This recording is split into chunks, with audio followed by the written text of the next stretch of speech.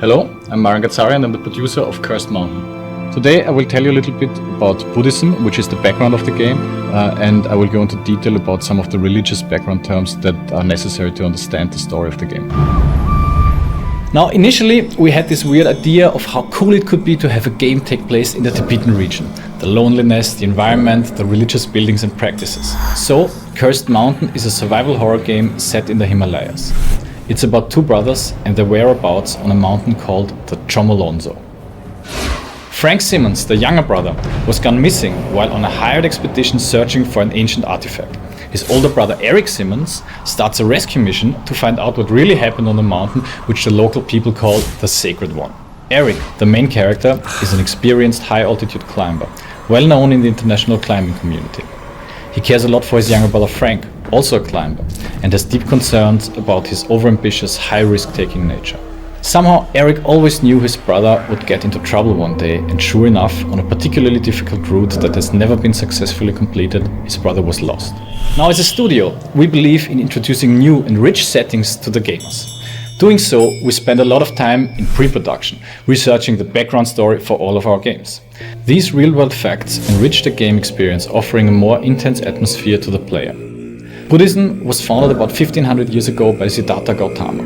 He left his students information about the religion and daily routines in time capsules, the so-called termas. A terma is a key piece of wisdom that was written down in ancient times and magically hidden until such future time as the wisdom is needed. Only then does the terma come again into the light.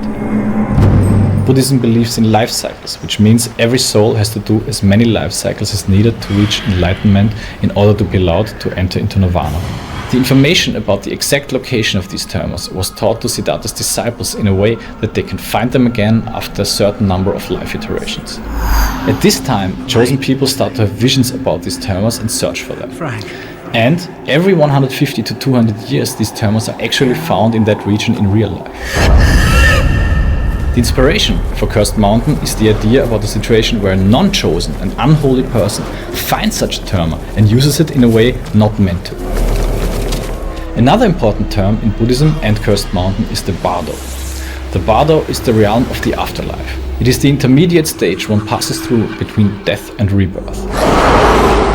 Simply speaking, in the bardo, each soul has to pass certain tests in order to find out whether it already reached enlightenment and is allowed to move on to nirvana, or if the soul has to return to another life cycle on earth.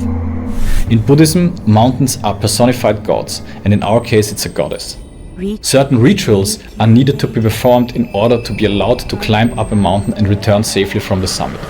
A very well-known ritual includes a pilgrim's path around the mountain that has to be performed 13 times before the person has sufficiently pleased the gods.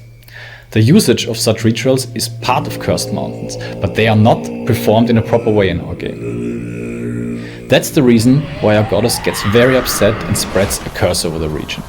The curse affects the process of life cycles. The dead souls are stuck in the bardo and they cannot move on to nirvana or back to another life iteration.